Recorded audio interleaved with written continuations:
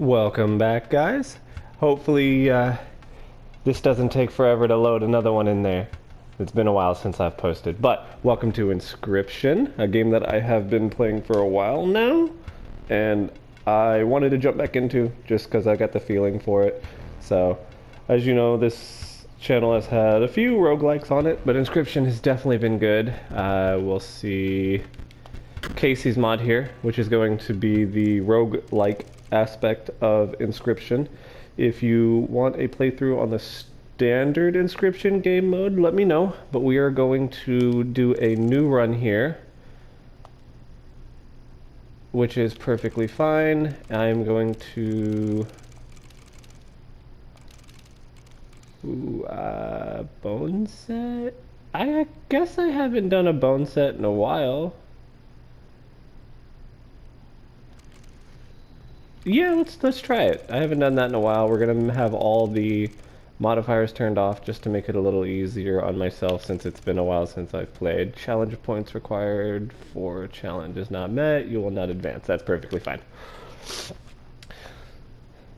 So if you know anything about Inscryption, it is a deck builder game that plays like most deck builders, but has an overarching story of kind of intrigue and craziness, which is perfectly fine. But I wanted to just jump into the roguelike aspect of it and get kind of back into doing more videos. So if you end up liking it, just let me know and we'll keep going. I'll go for a short video today and show you just kind of what it's about, and we'll just get going. So if you don't know anything about Inscryption, with it being a deck builder, you choose cards, they do specific things. These pelts here are going to allow me to just choose certain, trade them out the pelts for these cards. I am going to go with the ringworm on one of them just because I know we'll need that for later. And with it being a bone deck, we do need more sacrifices.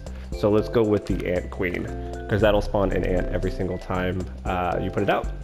So that'll give us just more bones. I think that's a totem, which could be useful. And that one is a combination card. So can we see my deck real fast? Ooh, I don't think we can. I might go ahead and put on ant.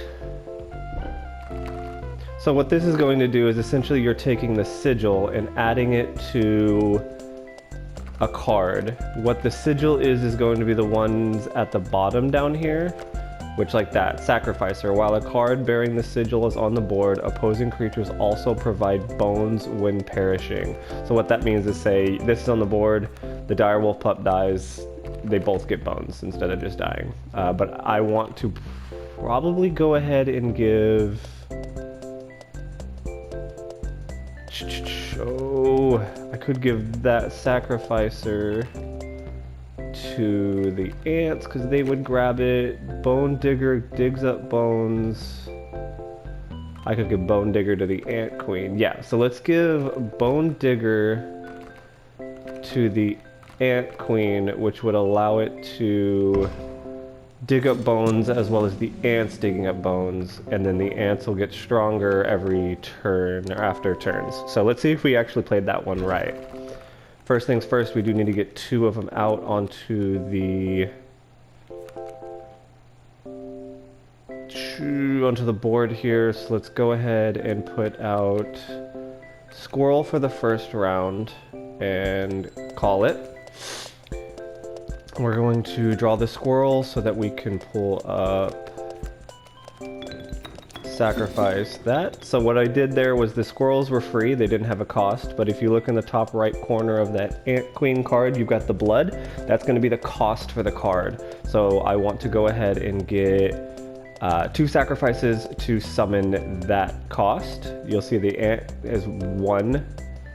Oh, and it didn't carry over the sigil. Oh, that's no bueno. That's fine. I'll make that work, I suppose. So what I was expecting is for the digger, the bone digger, and the fledgling to transfer to the ants that spawned, but they didn't. And I think that used to be the way it happened, but I guess not. You'll see when I was talking about the cost, there's that little, like, looks like an elongated heart, but it's a bone. It needs 4 bones, which every time that a creature either dies or you sacrifice a creature, like the squirrels that we just sacrificed, it drops a bone over into that left-hand corner over there. You'll see those 2 little tokens with the same icon. That means we only have 2 tokens. This one costs 4. Like I said, with this is that sacrifice card that you have to sacrifice a creature for, or another card. But we don't have one, so we're just gonna let the ant lion or the ant queen take over there. Cool, and let's go ahead and grab that. You'll see that scale in the upper left. What that is going to the life, so we're gonna be trading hits back and forth. When one goes to the direction of either left or right, depends on whether or not we win or lose. So you'll see that I took 2 hits on that last turn. That means that I am 2 hits to 5. Once I get to 5, then I lose the round. If you lose the round, you lose the match. If you look in the top right corner, there's those 2 candles. I have 2 lives. You can essentially fail 3 times before you fail the run completely. So our goal is to get that scale to tip all the way to the right, meaning Leshy dies. So let's see what we can do here to try to mitigate some damage with the Raven. That means we're gonna go ahead and put out the squirrel. I don't think I'll have the bones, but I will have the bones after we take out the squirrel. So there. The great thing about the ants is the more ants you have on the board, the more damage they do. So the value represented with this sigil will be equal to the number of ants that the owner has on their side of the table. So since I have 2 ant cards, I have 2 damage there, allowing it for it to do more damage. We are going to place down the coyote as well, since we did get enough bones over there from sacrificing the squirrel. That allows us to hopefully, no, we won't be able to take out the raven, but we will be able to do a significant amount of damage killing the mole, damaging the raven, and then damaging Leshy back for tipping the scales. So we'll go ahead and play that out. Next round we'll go ahead and take out the raven. And the bone digger did take effect, which is great. I don't need the ringworm, so we're good. Raccoon will go ahead and leave, because I don't want to sacrifice either one of them. That's 5 damage going towards Leshy. That'll allow us to do another round. So I'm trying to make it to where we end up with the most damage possible on our enemy here, so that we can gain more of those teeth. So the more teeth, the more pelts we can buy later on, hopefully. So I think we're good. Yeah, so that's 7 damage? 8 damage? Like I said, I haven't played this in a while, so I am a bit rusty. So if I miss anything, excuse it. But let me know if I can do any better. This will give us a card. That'll let us mine. We're doing pretty good on that one. I think I do want to go to the campfire because I did grab that ringworm at the beginning, which will allow us to increase our cards without any issues. So which one are we going to strike? Let's go to the middle. Let's see what we got. We got a flying ant, which is great because we do have ant, actually. I don't know. Oh, I do know that sigil. If something dies and that one's in our hand, it immediately gets placed. So yeah, let's go ahead and take that. That's awesome. So it looks like we're a bone build, but we're going towards an ant build, which is fine. I liked the ant builds. They definitely get very powerful very quickly. From here you can sacrifice your card. Not really sacrifice, but it's a chance of increasing the card's relative stat. So you can see there next to the little fire, animated fire, they've got the teeth, so that's damage. You have a chance of it increasing the damage or it sacrificing your cards. So you'll see there that it actually did increase the damage of the ringworm, which is great. But what I want is for them to actually sacrifice it, hopefully. No, so what I wanted to happen there was for the ringworm to actually be sacrificed there, which would have killed that group of people, which would allow us to use that without that happening in the future. But with the ringworm having that damage now, it's no longer a 0/1 card. It actually has the ability to do damage now. So, not bad. Definitely better than it was. Here, we want to go ahead and put out the squirrel.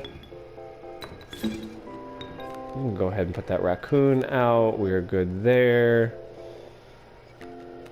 And yeah, let's just let it go. That can push. That's fine. Let's get the squirrel out. That would be 0 cost. So let's go ahead and throw the ringworm out.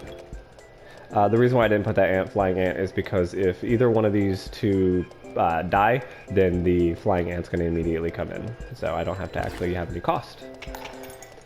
That's going to change there. That's 1 damage. That's 1 damage towards the tree. Flying over does it. Okay. This is going to be a little weird. Let's go ahead and get the flying ant out. That'll at least do some damage. Quite a bit of damage coming in, quite a bit of damage going out. We're just going to go back and forth for a little bit until I can figure out what I'm doing with my deck. Let's go ahead and draw one of those. So that's going to be the Ant Queen. That's a 2 sacrifice, so let's go ahead and grab that. It'll allow me to do damage to there. Leave it. There we go. Like I said, we're just going to be trading back and forth for a second. It's a definite ant build, which is fine. I really should have just tried to focus on the bones, but no worries. More ants, more power. You see there's 3, there's 4, there's 3. More ants, more power, which is great. They should actually take him out. Yeah. So it's a strong build if you get it off. And like I said, I did like the ant build when I played it previously. So, pelts within 100 miles. So this is where the overflow damage really helped out, because that allowed us to have these golden teeth, which allow us to buy these pelts. So I really do want to grab this golden pelt, because that would allow me to get way better. And then I think we're just going to go ahead and save.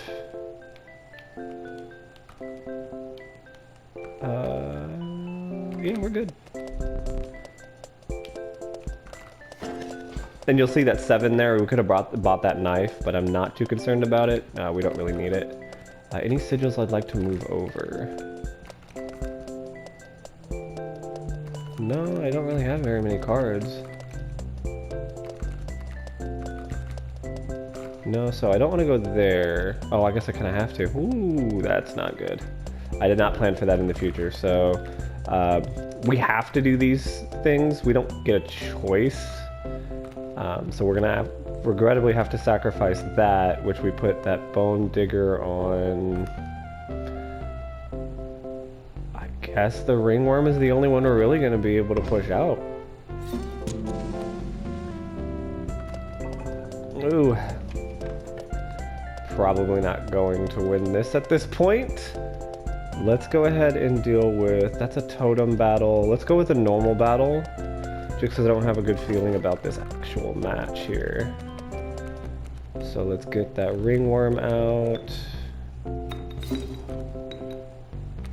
Coyote pelt is fine. You can use these pelts, I'm pretty sure, as a sacrifice? Yeah, so you can use these pelts as sacrifices. Essentially, they work just like the squirrels.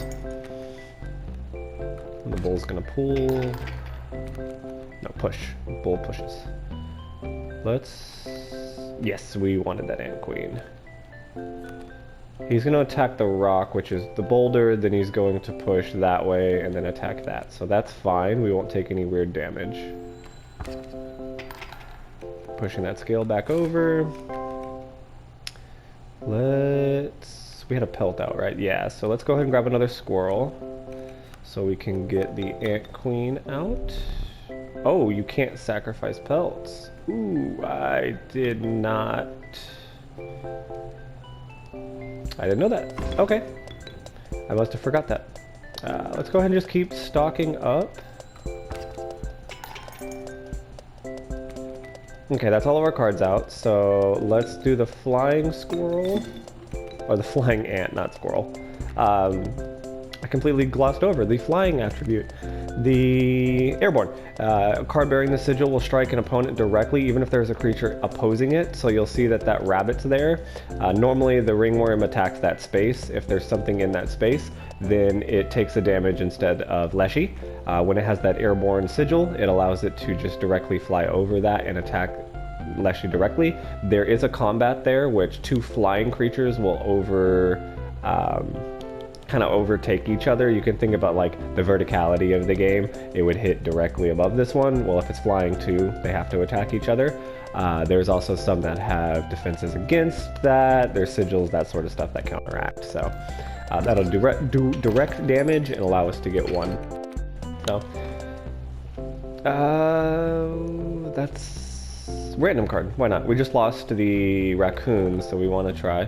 You do have the luck, which allows you to roll it, if I remember correctly. Let's just go ahead and do it. Yeah, it allows for rolling.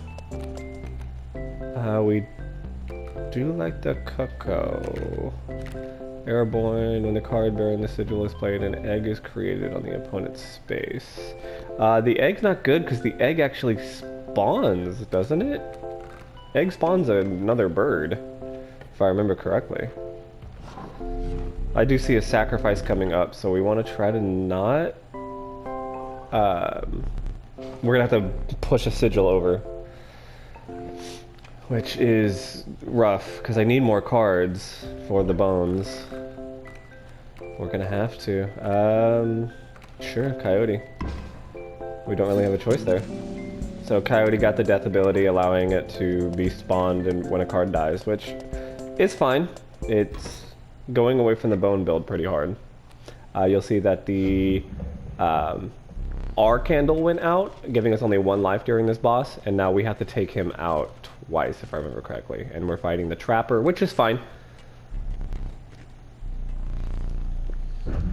Trapper's not too bad. So we'll probably go ahead and finish this one up and then call it for this video. So if you end up liking this series, I am going to continue doing it because I just am in a really big mood for doing Inscryption. So if you like it, let me know and we'll just keep going. If you have any tips and tricks, will also be greatly appreciated. And let's see what we can do about getting all of these out. There we go. So we're gonna get some pelts out here, hopefully. We're gonna take quite a bit of damage here. I'm gonna go ahead and pull frog over, grab the squirrel. So you'll see over there, I didn't say anything about those, but what that is essentially just helpful items that help you do things. So the hook allowed us to grab a card from his side and pull it to ours. The squirrel in the jar allowed us to get a free squirrel card, and those pliers will allow us to grab a tooth and tip the scale back in our favor. So we are just going to let this one go, though. Yeah, we're going to go ahead and let that one go. It just takes some damage. You'll see that Leaping Trap actually took out the Coyote, giving us a pelt. Which, after the first round of the Trapper, I think you can use all these pelts to get cards from his side. Hopefully that's the case, if I remember correctly. Let's let that go again. It'll be 1-to-1 damage-wise, which is fine. We're really just looking for something like the Ant Queen. Okay, cool. So let's get the Ant Queen out. We don't want the Ant Queen to die, but we do want to do some damage. We've got that ant, so we're gonna try to grab a squirrel. Hopefully next. And get this ant out. There we go. That'll allow us to take that out and get another pelt, hopefully. Nope, did a little bit too much damage there. So what the Trapper is going to do, I believe, is, yeah, so trade a bunch of stuff. So what we can do is choose any card from here using our pelts to... I'm gonna grab all these, I think, just so we can do maximum damage. Yeah, so we're gonna give the pelts over. And the reason for that is purely because of the fact that I want to clear the board. So anything that we don't take from here would stay, and those are going to be his creatures. So what I'm doing is clearing the board so we can overthrow these 5 points over onto it without any issue. I'm just going to go a little overboard and see what I can do about doing more damage and getting more teeth. So let's go ahead and just send it, just so we know we're gonna win here. And that would allow us to take him out. Alrighty. There we go. And this will push us to allowing us to get a card. So we get to choose here, which I'm gonna do Child 13. It's purely because of many lives. When a card bearing the sigil is sacrificed, it does not perish, which allows us to do some interesting things. If I remember with Child 13, it activates an ability that allows it to get stronger and stronger. We might keep that, or we might put that onto something else. So here is the second map. I'm going to go ahead and call it here with the first part of this run. If you liked it, let me know, and we will continue doing this. Like I said, I'm going to honestly continue doing this just because I'm really in the mood for Inscryption, as well as to get videos back on the channel. If you have any tips or tricks, let me know. I know this is an older game that has a large community, so there's a lot of different tips, tricks, stuff you can do with certain sigils, that sort of thing. I'll remember it as I go through this every day, and we'll start getting better and better, kind of knock off the rust situation. So if you end up liking the video, hit like. If you want to watch more, go ahead and subscribe, and we'll keep it going. Alright guys, see ya!